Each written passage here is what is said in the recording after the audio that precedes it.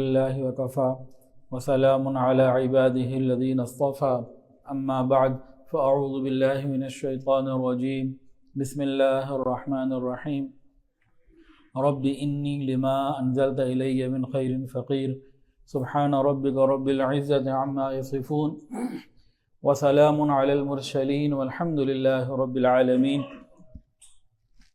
اللهم صل على سيدنا ومولانا محمد وعلى آل سيدنا ومولانا محمد وبارك وسلم اللهم صل على سيدنا ومولانا محمد وعلى آل سيدنا ومولانا محمد وبارك وسلم اللهم صل على سيدنا ومولانا محمد وعلى آل سيدنا ومولانا محمد وبارك وسلم۔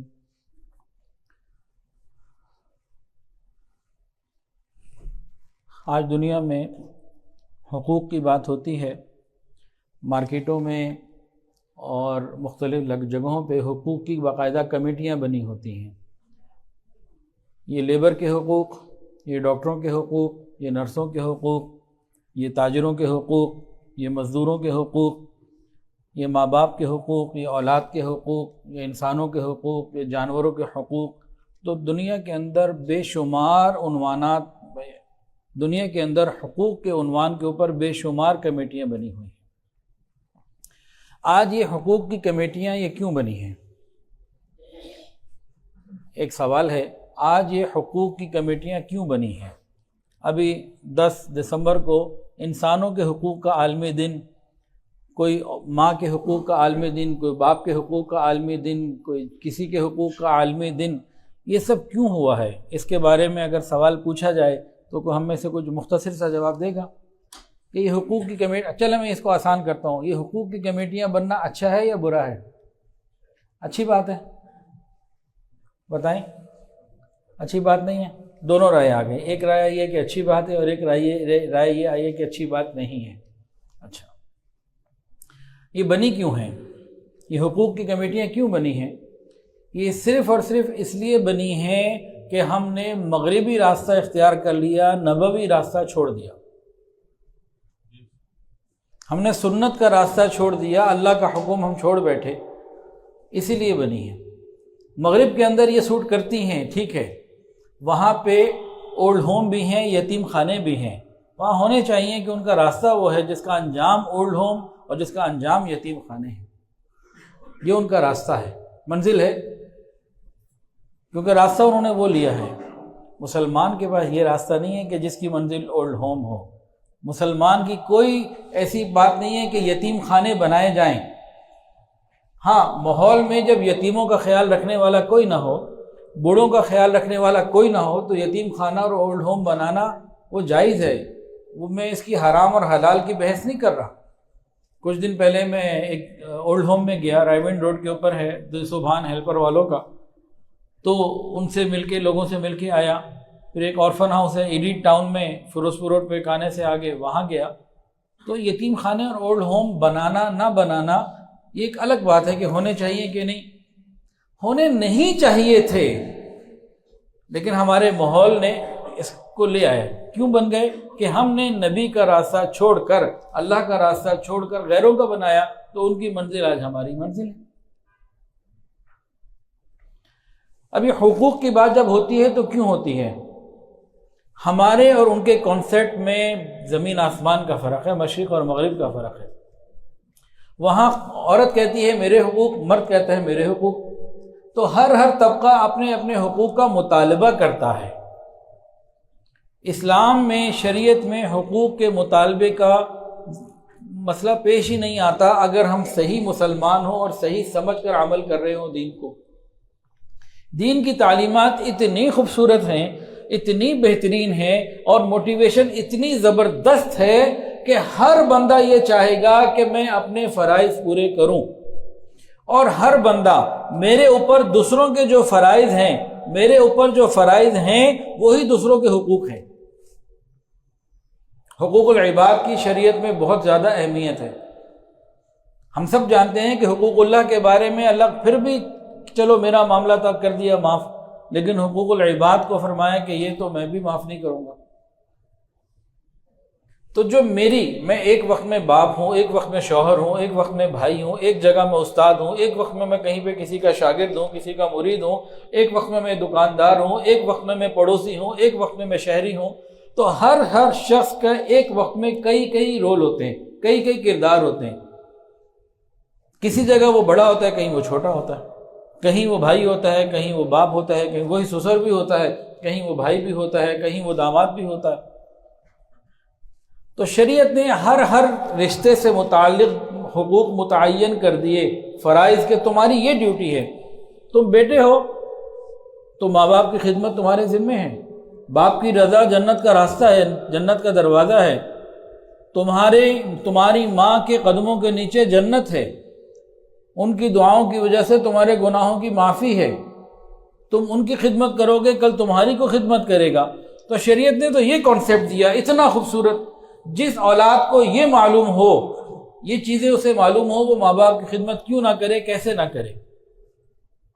ہاں کوئی بے حس ہے وہ ایک الگ بات ہے، ورنہ کوئی دل والا ہے وہ کیسے ماں باپ کو ناراض کر سکتا ہے کہ یہی میری جنت یہی میری جہنم، میں کیسے ناراض کر لوں۔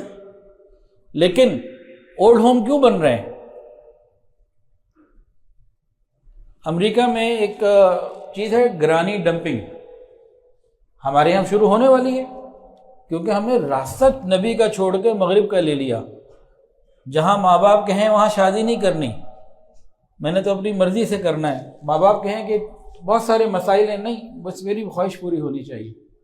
یہ ضروری نہیں ہے کہ کبھی بندہ غلط بھی کہہ رہا ہو، صحیح بھی کہہ سکتا ہے، لیکن ایک جنرل بات کر رہا ہوں۔ ابھی گرانی ڈمپنگ امریکہ میں کیا چیز ہے؟ یہ آپ کسی سے پوچھ لیجئے، کوئی جاننے والا امریکہ میں ہو، وہاں کیا کرتے ہیں؟ جب بچے بڑے ہو جاتے ہیں، ماں باپ بوڑھے ہو جاتے ہیں، اور وہ وقت آتا ہے کہ خدمت کر کے جنت کے حاصل کرنے کا وقت، رزق میں برکت کا وقت، وہ بوجھ لگنے لگتے ہیں، اور وہ ماں باپ سے کہتے ہیں جناب آپ راستہ لیجئے، وہ اچھا اولڈ ہاؤس ہے، وہاں کیئر ٹیکنگ بڑی آپ کی اچھی ہوگی، آپ برائے مہربانی وہاں تشریف لے جائیں۔ اب وہ تو نہیں جاتے کہ اب زندگی کے 10 سال باقی ہیں، 20 باقی ہیں، 15 باقی ہیں، کہاں کیسے گزاروں گا، یہیں رہنا چاہتے ہیں گھر میں۔ تو یہ لوگ کیا کرتے ہیں، یہ لوگ کسی دن پکنک کے بہانے کسی اچھے انداز سے نا ماں باپ کو گاڑی میں بٹھاتے ہیں، دونوں کو، کسی ایک کو، اور دور کہیں لے جا کے ہائی وے پہ اتار دیتے ہیں اور وہاں سے گاڑی بھگا کے واپس آ جاتے ہیں۔ اب وہ بوڑھا کہیں سڑک پہ پڑا ہے، بڑھیا ہے کہیں سڑک پہ کھڑی ہے، اب کوئی سوشل ویلفیئر کا کوئی ادارہ آئے گا اور اس کو لے کے اولڈ ہوم پہنچا دے گا۔ تو گرانی ڈمپنگ ہمارے یہاں بھی شروع ہونے والی ہے، کیونکہ راستہ ہم نے وہ لیا ہے، نبی کا راستہ چھوڑ چکے ہیں۔ لیکن جس شریعت نے یہ کہا ہو کہ ماں باپ کی رضا میں جنت کی رضا، تو پھر کیسے ہو سکتا ہے کہ وہ اپنے فرائض پورے نہ کرے؟ جب میں اپنے فرائض پورے کر رہا ہوں تو دوسرے کے حقوق خود بخود پورے ہو رہے ہیں۔ تو اس معاشرے کے اندر کیا کوئی شخص اپنے حقوق کی وصولی کے لیے آواز لگائے گا؟ ممکن ہی نہیں ہے۔ یتیم خانے اب بن گئے، ہم نے خود الکحف فاؤنڈیشن میں لکھا ہوا ہے کہ اللہ نے موقع دیا ہم بھی بنائیں گے، لیکن یہ یتیم خانے بنانا جہاں اچھی بات ہے موجودہ ماحول میں، وہیں یہ یتیم خانے بنانا امت کے منہ کے اوپر کالا دھبا ہے، کلمہ پڑھنے والوں کے منہ پہ تماچا ہے، بے حیائی اور بے غیرتی کی ان کی نشانی ہے یہ، کہ وہ یتیم جس کے بارے میں فرمایا کہ اس کے سر کے نیچے ہاتھ رکھو، جتنے بال آئیں گے تمہارے ہاتھ کے نیچے اتنی نیکیاں ملیں گی۔ تم یتیم کا اپنے گھر میں خیال رکھو، رسول اللہ صلی اللہ علیہ وسلم کے ساتھ ایسے ہوگے جیسے ہاتھ کی 2 انگلیاں۔ یہ سن کر کوئی یتیم کا خیال نہیں رکھ رہا تو اس کے منہ پہ بے حیائی کا تماچا ہے یا نہیں؟ یتیم خانے کیوں ہیں؟ آج سے 200 سال پہلے تو امت میں یتیم خانوں کا رواج نہیں تھا کہ یتیموں کے گھر میں عزت تھی۔ ایک باپ ہے، 4 بیٹے ہیں، کاروباری ہیں، سب کروڑ پتی، کھاتے پیتے، ایک کا انتقال ہو گیا 4 میں سے۔ اب کیا ہوتا ہے ہمارے معاشرے میں؟ اس کے بچے یتیم ہو گئے، اب ہم سب نے اس کو ذلیل و رسوا کرنے کا تہیہ کیا ہوا ہے۔ یتیم جو ہو گئے، میں خود بھی تو جا سکتا تھا، اگر ان 4 میں سے میں 3 میں ہوں، میں اس کو نہیں سوچتا، وہ چلا گیا۔ اب ان یتیموں کو کروڑ پتی لوگ ہیں، کاروبار بڑا اچھا پیتے کھاتے پیتے لوگ ہیں، اب اس بیوہ کا اور اس یتیم بچوں کا اس گھر میں بڑا برا حال ہے۔ یہ اپنے جائیں جہاں مرضی دیکھ لیں، اس کو زکوٰۃ دیں گے. آپ کے بچے اچھی جگہ پڑھیں گے، اس کے بچے کہیں اور پڑھ رہے ہوں گے، ایک دم ڈفرنس آ جائے گا. اور پھر جب باپ کا انتقال ہوگا تو سب سے پہلے یہ فتویٰ ہر ایک کو یاد ہوگا، کیونکہ باپ کی زندگی میں اس بھائی کا انتقال ہوا ہے تو میرے بھتیجوں کا تو کوئی حق نہیں ہے، وراثت نہیں بنتی. اب یہ والا فتویٰ لے کر آئیں گے، جناب اگر ہم نے گھر سے نکالا ہے تو ہم نے کون سا گناہ کیا ہے، تو شریعت تو ہے. جناب یہ امتحان ہے، آزمائش ہے کہ یتیموں کو اتنی ترغیب کے ساتھ تمہارے گھر میں اللہ نے بھیجا تھا، تم ان کے ساتھ محبت کر لیتے، ہمیشہ نبی علیہ السلام کے ساتھ ایسے رہتے. تم اس امتحان میں فیل ہو چکے ہو، تم تباہ ہو چکے ہو، اور تم کہتے ہو کہ ان کا حق نہیں ہے. ارے شریعت نے جو 33% کا حق رکھا ہے اس جانے والے باپ کے لیے جو کہتے ہیں کہ میں وہ بھائی وہ کیوں نہیں کر کے جا رہا، وہ کر کے جائے نا. ہر آدمی کو ایک پورشن تو دیا ہے نا جس میں اپنی مرضی سے کر سکتا ہے، کہ یا اس اپنے مرحوم بیٹے کی اولاد کو وہ نہیں دے سکتا. اگر وہ دینا چاہتا ہے تو باقی 3 فتویٰ لے آتے ہیں کہ نہیں یہ دینے نہیں دینا. یہ امتحان ہے دو طرفہ، اور اس امتحان میں ہمارا معاشرہ پوری طرح فیل ہو چکا ہے. اسی لیے حقوق کی جنگ ہے، حقوق کی باتیں ہیں. اسلام نے تو بہت آگے چل کے بات کہی ہے، بہت آگے بڑھ کے جو موٹیویشنز دی ہیں وہ ایسی زبردست ہیں. اگر ہمارے اندر آ جائیں تو ہم اپنے حقوق جو ہمارے اوپر فرائض ہیں وہ شوق کے ساتھ ادا کریں اور کسی کو کوئی تنگی نہ ہو. اسلام کی تعلیمات تو یہ ہیں.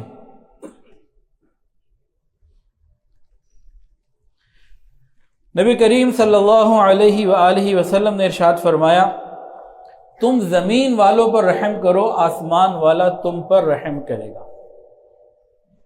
کرو مہربانی تم اہل زمین پر، خدا مہرباں ہوگا عرش بری پر. اگر ہم لوگوں کے ساتھ رحمت کا، نرمی کا اور محبت کا معاملہ کریں گے، اللہ ہمارے ساتھ. ہم میں سے ہر ایک چاہتا ہے کہ اللہ ہمارے پر رحم کرے، تو طریقہ بتا دیا، عمل کیجئے. اللہ مجھے بھی اس کی توفیق عطا فرمائے کہ ہم لوگوں پر رحمت کریں، نرمی کریں، آسانیاں دیں. اللہ ہمارے لیے آسان. یہ ڈائریکٹلی پروپورشنل ہے، جو کرو گے ویسا ہوگا. اور ایک اتنا خوبصورت کانسیپٹ دیا، اللہ اکبر، قربان جائیے اس کانسیپٹ کے اوپر. فرمایا الخلق عیال اللہ، یہ تمام مخلوق یہ اللہ تعالیٰ کا کنبہ ہے. یہ خوبصورت کانسیپٹ ہے. دیکھیں اگر میں کہیں سفر پہ جا رہا ہوں، میرے بیوی بچے یہاں پہ موجود ہیں، میں 3 مہینے 6 مہینے بعد آیا تو خاندان میں جن لوگوں نے میرے بچوں کا خیال رکھا ہوگا مجھے ان سے محبت ہوگی کہ نہیں ہوگی.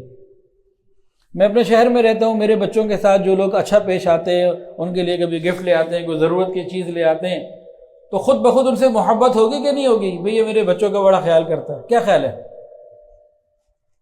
یہ فطری بات ہے نا. تو یہی کانسیپٹ تو دے دیا کہ تمام مخلوقات یہ اللہ تعالیٰ کا کنبہ ہیں، تم ان کا خیال کرو گے اللہ تعالیٰ ڈائریکٹ تم سے محبت کرے گا. جب ہم دوسروں کا خیال کرنے والے بنیں گے تو کوئی حقوق کے لیے تو آواز نہیں اٹھائے گا. کوئی ماں یہ نہیں کہے گی میرے حقوق، کوئی ماں کے حقوق کے عالمی دن نہیں بنائے گا، کوئی باپ اپنے حقوق کا دن نہیں بنائے گا. کوئی پڑوسی جانوروں کے حقوق بھی بتائے، نباتات کے حقوق، دریا پہ بہتے پانی کے حقوق قرآن نے بتائے. شریعت نے حقوق کے بارے میں یہاں تک بتایا کہ وہ کافر جو تلوار لے کر تمہیں ختم کرنے کے لیے میدان جنگ میں آ گیا، وہاں بھی اصول ہیں کس کس حد تک تم جا سکتے ہو اور کس سے آگے تم نہیں جا سکتے. وہ جنگی قیدی جو تمہیں مارنے کے لیے آئے تھے اب قید ہو چکے ہیں، ان کے حقوق بھی بتائے کہ یہ جانور نہیں ہے، انسان ہے، ان کے حقوق بھی بتائے. تو شریعت نے تو اتنی خوبصورت تعلیمات دی. حضرت موسیٰ علیہ السلام مصر سے نکلے، خوف ہے، پیچھے دیکھ بھی رہے، خائف یترقب، چل پڑے. اللہ مدین لے آئے. مدین یہ سعودی عرب میں ہے. حضرت موسیٰ علیہ السلام نے جہاں 10 سال گزارے، حضرت شعیب علیہ السلام کی بستی یہ مدین میں ہے. مدینہ طیبہ جانے والے اپنی پرائیویٹ ٹیکسی کر کے آنا جانا کر سکتے ہیں، الحمدللہ کوئی مسئلہ نہیں ہے. میں بھی گیا ہوں، اور ہر سفر میں کوئی نہ کوئی کوشش ہوتی ہے کہ اس طرح کے مقامات کی زیارت ہوتی رہے. تو حضرت موسیٰ علیہ السلام جب مدین پہنچے، وَلَمَّا وَرَأَ مَاءَ مَدْيَن، مدین کے کنویں پہ پہنچے تو پریشان ہیں. کوئی یار نہیں جس سے یاری کریں، کوئی دلدار نہیں جس سے دلداری کریں، کوئی بھی چیز نہیں، کوئی گھر نہیں، کچھ بھی تو نہیں، بالکل پریشان ہیں بیٹھے ہوئے. تو وہاں 2 بچیوں کی انہوں نے مدد کی بے لوث اللہ کے لیے، کیونکہ اسلام ہے یہ خیر خواہی. انہوں نے خیر خواہی کی، انہیں محسوس ہوا کہ یہاں ان کو میری مدد کی ضرورت ہے اور میں کر سکتا ہوں، میں کیپیبل ہوں. انہوں نے کر دی. کرنے کے بعد آ کے بیٹھے اور اللہ سے یوں مانگ رہے ہیں رب انی لما انزلت الی من خیر فقیر. اللہ میں بڑا ہی محتاج ہوں ہر اس رحمت کا جو مجھے تو عطا فرما دے، مہربانی فرما دیجیے. ایک دانہ بھی مجھے مل جائے چاول کا، گندم کا، کچھ بھی، مطلب میں تو اسے اتنا ہوں کہ میرے پاس ایک دانہ، ایک چاول، گندم کا بھی انتظام نہیں ہے، کچھ بھی نہیں. ہوا کیا؟ اللہ رب العزت نے اس خدمت کے عوض، یہاں نماز نہیں پڑھی تو روزہ نہیں رکھا تھا، خدمت خلق تھی. اللہ رب العزت نے حضرت شعیب علیہ السلام کے گھر میں 10 سال کے لیے رہائش بھی دی، بیوی بھی دی، عزت بھی دی، خاندان بھی دیا، سب کچھ مل گیا. ہم لوگوں کا خیال کریں، اللہ ہمیں ہر چیز عطا فرمائے گا. میری اور آپ کی بات غلط ہو سکتی ہے سننے بولنے میں، اللہ کا معاملہ غلط نہیں ہو سکتا، نہ اللہ کے نبی کی بات غلط نہیں ہو سکتی. ہم میں سے ہر ایک چاہتا ہے اللہ تعالیٰ ہماری مدد کرے، چاہتے ہیں کہ نہیں؟ لیکن جو طریقہ اللہ نے بتایا اس کو ہم سن تو لیتے ہیں، عمل نہیں کرتے. وہ طریقہ کیا ہے؟ حدیث کے اندر آتا ہے جب تک کوئی مسلمان اپنے مسلمان بھائی کی مدد میں لگا رہتا ہے اللہ تعالیٰ اس کی مدد کرتے رہتے ہیں. یہ کانسیپٹ ہے ہمارے پاس. یہاں اس کانسیپٹ کے ماننے والوں اور عمل کرنے والوں میں یتیم خانے اور اولڈ ہوم سینٹر نہیں بنتے، اولڈ ہاؤس نہیں بنتے. وہ اپنے بزرگوں کو گھروں میں برکت سمجھتے ہیں، وہ یتیموں کو اللہ کا انعام سمجھتے ہیں. وہاں یہ چیزیں نہیں ہوتی، کیونکہ ہم نے ان تعلیمات کو اپنی زندگیوں سے نکال دیا، پیسے کے ہم پیچھے پڑ گئے.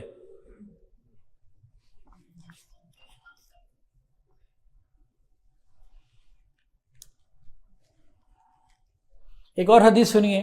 ہمیں تو رسول اللہ صلی اللہ علیہ وآلہ وسلم نے یہ کانسیپٹ دیا. اس کانسیپٹ کو ماننے والے اور اس پر عمل کرنے والے لوگ دنیا اور آخرت میں باعزت ہیں، اور وہاں کسی حقوق کی کمیٹی کی کوئی ضرورت کبھی نہیں ہوگی. فرمایا جو بندہ کسی مسلمان سے اس کی پریشانی کو، مصیبت کو دور کرے گا، اللہ تعالیٰ اس کے بدلے میں اس کے قیامت کے غموں کو دور کر دیں گے. جو بندہ کسی مسلمان کی پریشانی کو، تکلیف کو، غم کو، مصیبت کو دور کرے گا، اللہ تعالیٰ قیامت کے دن کی غم اور پریشانیوں کو دور کرے گا. اب یہاں بنیاد کیا ہے؟ خوف خدا، قیامت کے دن اللہ کے سامنے حاضری. اس بنیاد کو ہم نے اپنی زندگی سے نکال دیا ہوا ہے. ہم ٹھیک کیوں نہیں ہوتے؟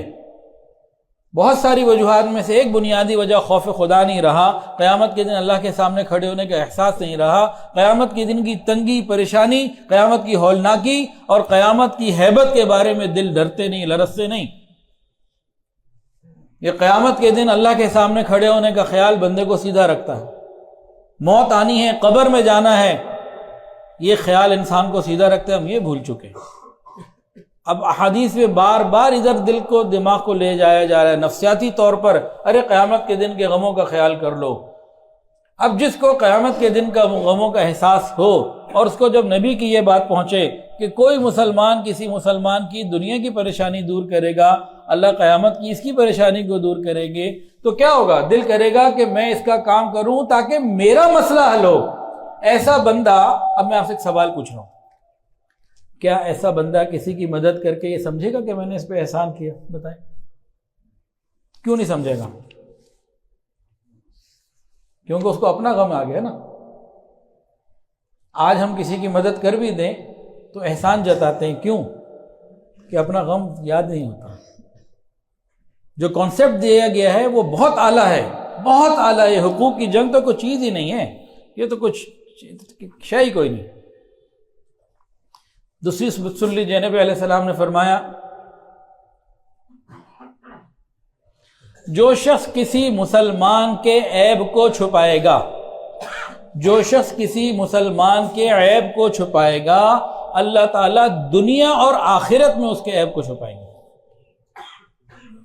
اب ہمیں کسی کی غلطی کوتاہی پتہ لگ جائے، کسی کی کوئی برائی، گناہ، کوئی بات لگ جائے، اب ہمارا امتحان ہے. یہ اس کا نہیں ہے، وہ تو کر چکا جو کرنا تھا، امتحان ہمارا ہے کہ ہم کیا کرتے ہیں، اچھا کرتے ہیں کہ برا کرتے ہیں۔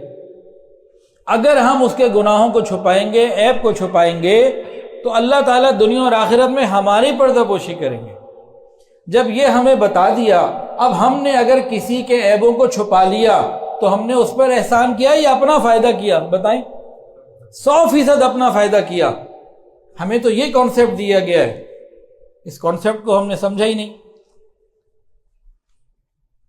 تاجروں کو، دکانداروں کو کیا نبی علیہ السلام نے موٹیویشن دی؟ فرمایا اگر کوئی شخص کاروبار کرتا ہے، اس نے اپنی چیز سیل کر دی، اگر یہ سیل شدہ چیز واپس لے لے گا، اللہ تعالیٰ اس کے گناہوں کو معاف فرما دے گا۔ جس دکاندار کو یہ پتا ہوگا کہ سودا واپس لینے سے میرے گناہ معاف ہو جائیں گے، قیامت کے دن، اصل قیامت کا دن ہے یہ ہم بھول گئے، قیامت کے دن میرے لیے جنت کا دروازہ ہے، میرے لیے گناہوں کی معافی ہے، اس کو یہ کبھی لکھ کے لگائے گا کہ سودا خریدا ہوا واپس نہیں ہوگا، خریدا ہوا مال واپس یا تبدیل نہیں ہوگا؟ یہ دکاندار کبھی لگائے گا؟ کہ نہیں، میں ادھر واپس لیتا ہوں، میری آخرت بن رہی ہے، لے لو واپس۔ ہمیں کانسیپٹ کیا دیے گئے ہیں، لیکن ہم تو بالکل دور چلے گئے ہیں۔ حدیث کے اندر آتا ہے دنیا میں جو لوگوں پر رحمت کرنے والے اللہ کے بندے ہوتے ہیں، رحیم کریم، اللہ تعالیٰ انہی پر رحمت فرماتے ہیں۔ تو ہم تو چاہتے ہیں اللہ ہم پر رحمت فرمائے، تو ہم لوگوں کے ساتھ رحیم و کریم رحمت کا معاملہ کریں۔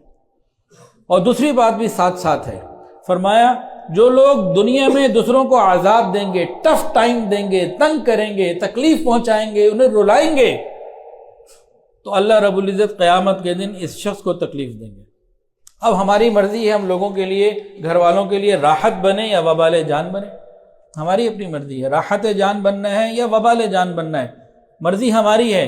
راحت جان بنیں گے ہم پر رحمت ہوگی، وبال جان بنیں گے تو بالآخر اس کی قیمت تو چکانا ہوگی، دنیا میں بھی اور آخرت میں بھی۔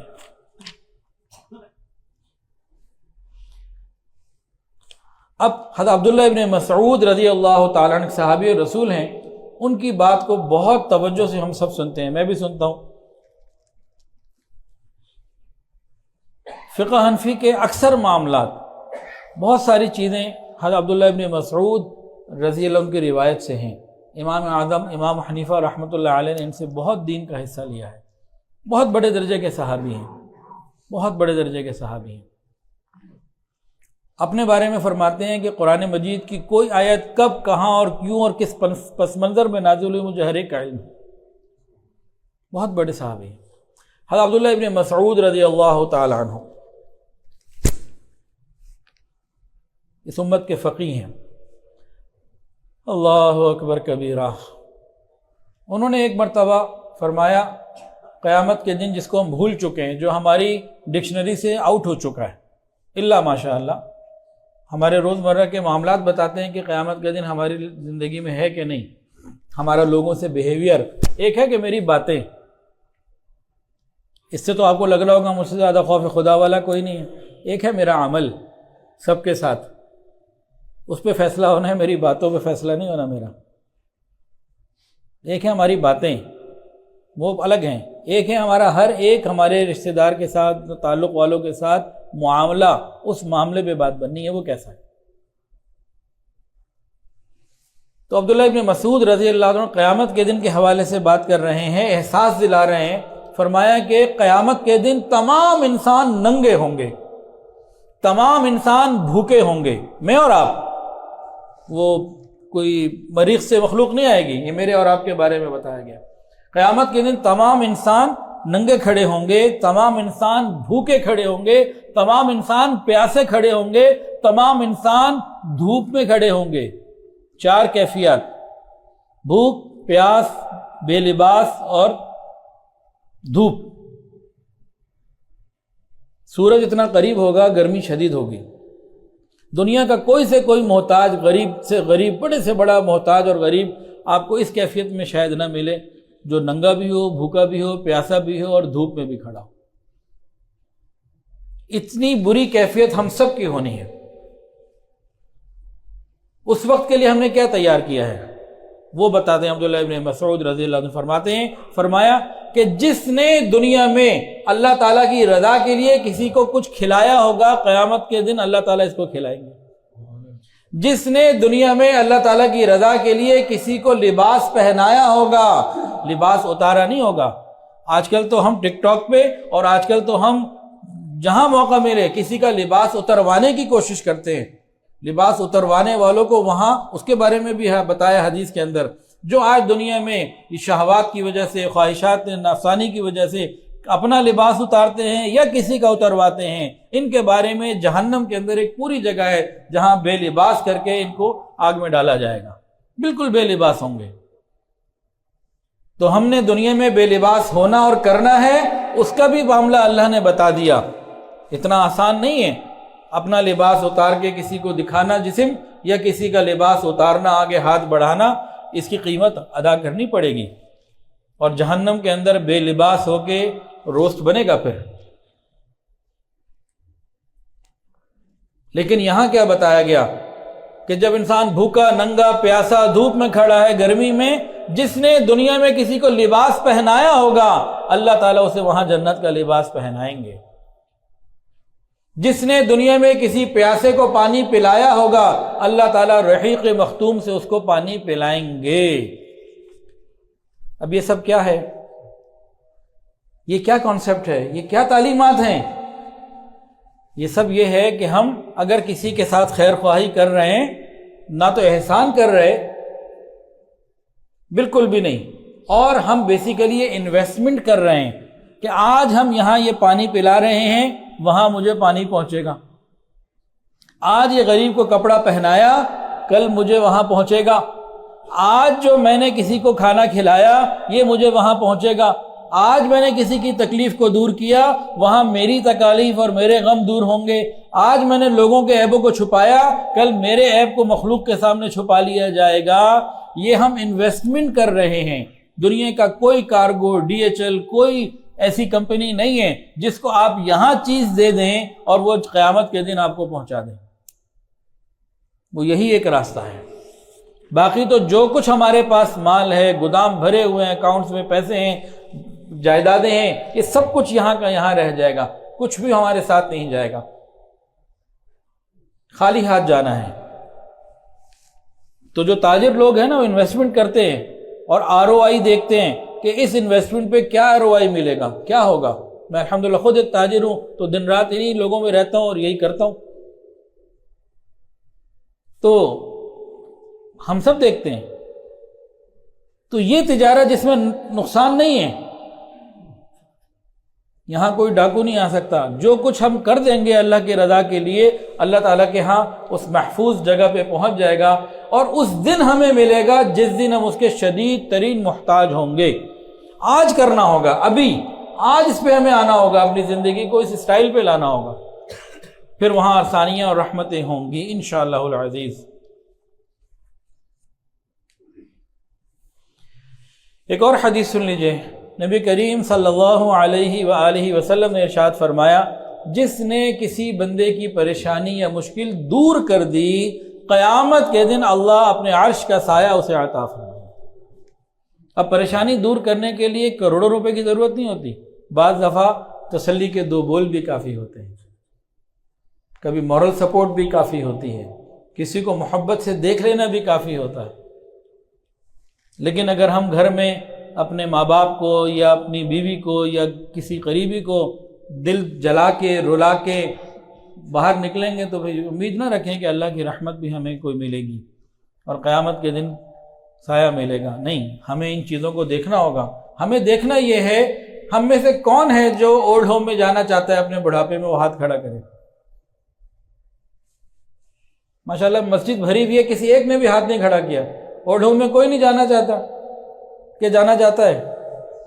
آپ جانا چاہتے ہیں؟ کیوں؟ آپ کیوں جانا چاہتے ہیں اولڈ ہوم میں؟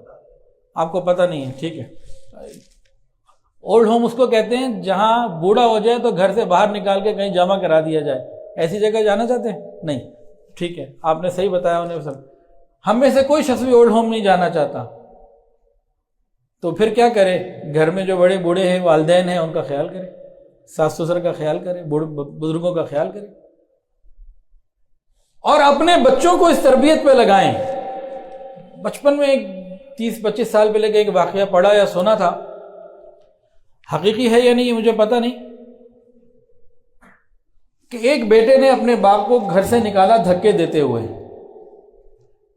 کہ اس کو کہتا رہا کہ نکلو نکلو، باپ جا نہیں رہا تو دھکے دے کے نکالا، کھینچ کے لایا تو ایک جگہ پر جب آ گیا نا، اب یہ بوڑھا باپ رو پڑا، اپنے بیٹے کو کہنے لگا جو دھکے دے کے باہر لایا تھا، کہ بیٹا اس سے آگے ایک قدم نہ مجھے لے کے جانا۔ کہا کیوں؟ کہا میں بھی اپنے باپ کو دھکے دے کر یہیں تک لایا تھا، بس وہ ہو گیا پورا جو میں نے اپنے باپ کے ساتھ۔ حدیث شریف میں یہ بات موجود ہے، یہ مضمون موجود ہے، جیسا آج ہم اپنے ماں باپ کے ساتھ، بوڑھوں کے ساتھ، بڑوں کے ساتھ کر رہے ہیں، ہمارے اپنے بڑھاپے کے وقت میں وہی سب کچھ ہمارے ساتھ بھی ہوگا۔ اب اگر ہم یہ چاہتے ہیں کہ ہم اولڈ ہوم میں نہ جائیں، تو ہمیں بڑوں کا صرف خود خیال نہیں کرنا، اپنے بچوں کو لگائیں دادا دادی کی، نانا نانی کی خدمت پہ، خود بھی کریں ماں باپ کی خدمت، خالی آرڈر نہ جاری کریں، خود بھی کریں، ان کو بھی لگائیں۔ ان کے گھٹی میں جب پڑا ہوگا، پتہ ہوگا کہ باپ یہ کر رہا ہے تو مجھے بھی یہ کرنا ہے جب باپ بوڑھا ہوگا۔ اور یہ کام اگر ہم نے نہ کیا تو اولڈ ہوم کی تیاری کریں۔ ایک بن چکا ہے میرے علم میں ہے، اور ہمارے ایک جاننے والے ہیں نصر اللہ صاحب اور کینن والے، وہ کچھ لوگ مل کے ایک اور اولڈ ہوم بنا رہے ہیں۔ تو جن لوگوں نے ماں باپ کا خیال نہیں کرنا تو ان کو مبارک کو، اولڈ ہوم بننے شروع ہو گئے، تو انشاءاللہ وہاں داخلہ ہم کروا دیں گے، کوئی مسئلہ نہیں، لیکن وہاں کی زندگی بڑی تلخ ہے۔ اچھا یہ اولڈ ہوم لے جا کے کرتے کیا ہے؟ وہاں جا کے فیملیاں بنا دیتے ہیں۔ انگریز کیا کر رہا ہے؟ جو معاشرے میں فیملی یونٹ ہے اس کو تباہ کر رہا ہے، اور اولڈ ہوم میں جا کے فیملیاں ہی بناتے ہیں۔ جو بنی بنائی فیملی فطرت کی طرف سے ہے اس کو کیوں نہیں سوچتے؟ وہاں فیملی یونٹ ختم ہو چکا، وہاں نہیں پتا باپ کون ہے میرا، کسی کو کچھ نہیں پتا الا ماشاءاللہ۔ تو یہاں میں اگر اپنی اقدار کو باقی رکھنا ہے تو پھر ہمیں نبی علیہ الصلوۃ والسلام کی ان باتوں کو یاد کر کے اپنی زندگی کو اس پہ لانا ہوگا کہ اپنی ذمہ داریاں اور حقوق بھی ادا کریں اور خیال بھی کریں۔ ایک آخری حدیث سن کے بس بات مکمل کر لیتے ہیں۔ ہائے ہائے، سنا دوں یا اگلی دفعہ رہنے دو؟ نبی کریم صلی اللہ علیہ وآلہ وسلم نے ارشاد فرمایا، جو شخص دنیا میں دوسروں کی ضرورت کے کام آتا ہوگا، وہ دیکھے گا کہ یہ میرا پڑوسی، یہ میری بیوی، میرے ماں باپ، میرے بہن بھائی، فلاں، یہ رشتہ دار، یہ دوست، یہ میرا کوئی ضرورت مند ہے اور میں کر سکتا ہوں۔ جو شخص دنیا میں دوسروں کی ضرورت کو پورا کرتا رہے گا، نبی علیہ السلام رحمۃ اللہ علیہ نے فرمایا، قیامت کے دن میزان کی جگہ پر جب اس کا حساب کتاب ہو رہا ہوگا میں وہاں پہ موجود رہوں گا۔ رحمۃ اللہ علیہ فرماتے ہیں کہ میری آنکھوں کے سامنے اس شخص کا حساب ہوگا جو دوسروں کی مدد کرتا ہوگا، ضرورت کو پورا کرتا ہوگا، میں وہاں کھڑا ہوں گا۔ اور اگر اس کی نیکیاں کام آ گئیں اور یہ جنت میں چلا گیا تو بہت اچھا، لیکن اگر نیکیاں کم پڑ گئیں، گناہ زیادہ ہو گئے، تو میں محمد صلی اللہ علیہ وآلہ وسلم اپنی شفاعت کر کے اس شخص کو جنت میں لے جاؤں گا۔ شریعت نے تو یہ تعلیم دی ہے۔ تو یہاں حقوق کا دن تو کون سا ہے؟ اصل میں تو اپنا ہی غم لگ جائے کہ قیامت کے دن میرا کیا ہوگا۔ یہ مردوں کے حقوق کا دن، یہ عورتوں کے حقوق کا دن، یہ انسانوں کے حقوق کے، یہ ماں کے، یہ باپ کے، یہ فلاں کے، یہ بچوں کے، یہ اپاہج کے، یہ یتیم کے، یہ مغربانہ کانسیپٹ ہے۔ شریعت نے تو ہمیں یہ تلقین اور یہ تعلیم دی ہے، دوسروں کے ساتھ احسان کرنا، دوسروں کی مدد کرنا، خیال کرنا، جو کچھ ہم کر سکتے ہیں۔ اس خیال کرنے کے لیے امیر ہونا ضروری نہیں ہے کہ امیر ہی کر سکتے ہیں۔ ہر شخص اپنے حالات کے مطابق رہتے ہوئے جو دوسروں کے لیے خیر خواہی کرے گا، اللہ رب العزت اس سے محبت کریں گے۔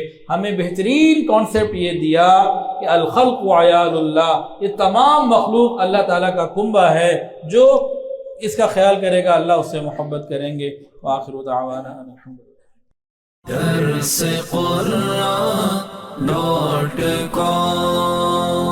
www.darsequran.com